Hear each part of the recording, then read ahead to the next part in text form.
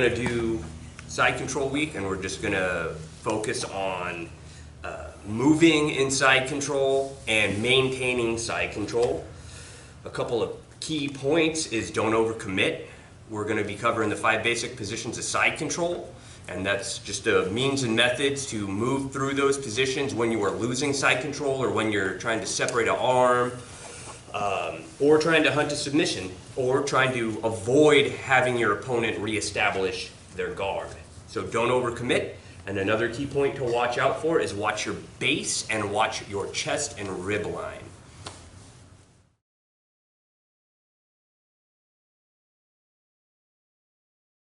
All right, so before we get into breaking down the 5 basic positions of side control and moving through them, I'm going to go over some more key points with my partner James here. The first one is the cross face. This is one of those things where I don't want anybody to commit, and I don't want anybody to only focus on smashing the face.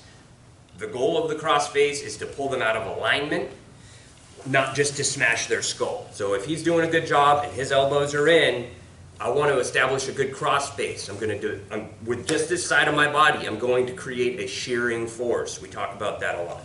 My shoulder actually isn't in his face. It's under his chin a little bit. Even if this hand is in the way, I can use my chest to pin, right? I'm watching my chest line, so my chest line isn't across his where he could bump me over. It's actually more like chest to rib, even if his arm's in the way. I'm very heavy here. Next, this hand, my middle finger's gonna come. Sometimes I gotta scoop up on the bigger fella. Boom, my middle finger goes to their armpit and I pull him in. I'm not super focused on pulling him in. I'm just pulling him in a little bit. That smashes my chest down tighter and that pushes my shoulder into his neck, bringing his neck out of alignment. This is gonna keep him flat, and it's also going to make him a little weaker. The next key point I wanna point out is controlling the pocket. If I don't control his pocket, he can get his elbow in, he can get his knee in. So he and I are going to constantly be battling over his pocket. There's certain positions in the 5 basic positions where we're not so concerned about the pocket because of where we're at, but head and arm, 100 kilos, this is all very important. I'm either going to use my knee to control the pocket, right? When my knee's here, I'm pulling his hips in a little bit so that he has a hard time making room to take over this space. Or if I'm in 100 kilos, my hand is controlling his pocket. But no matter what, I always want to maintain control over his pocket.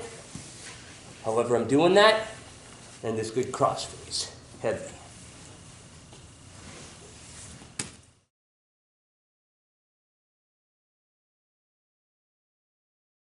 Five basic positions of side control. We're going to start with one called 100 kilos.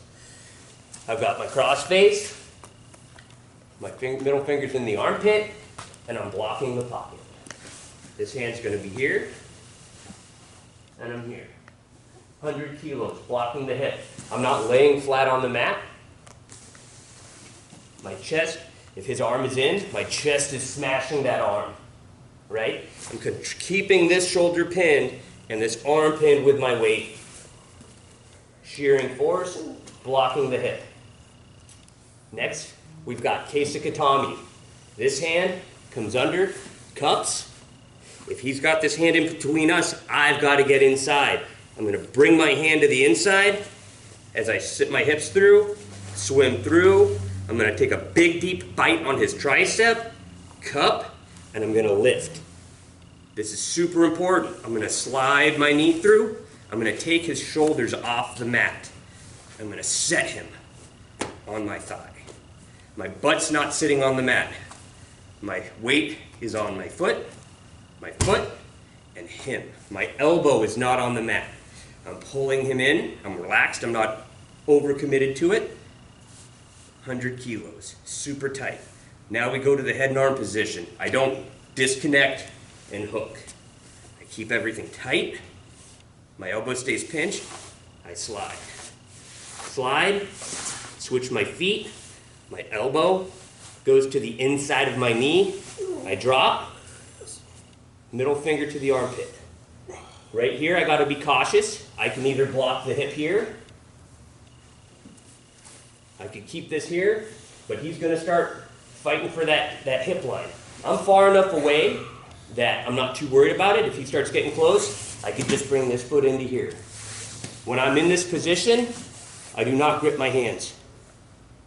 A big guy like this, if my chest line is off at all, he'll trap my arm and he'll bridge me all the way over. No problem.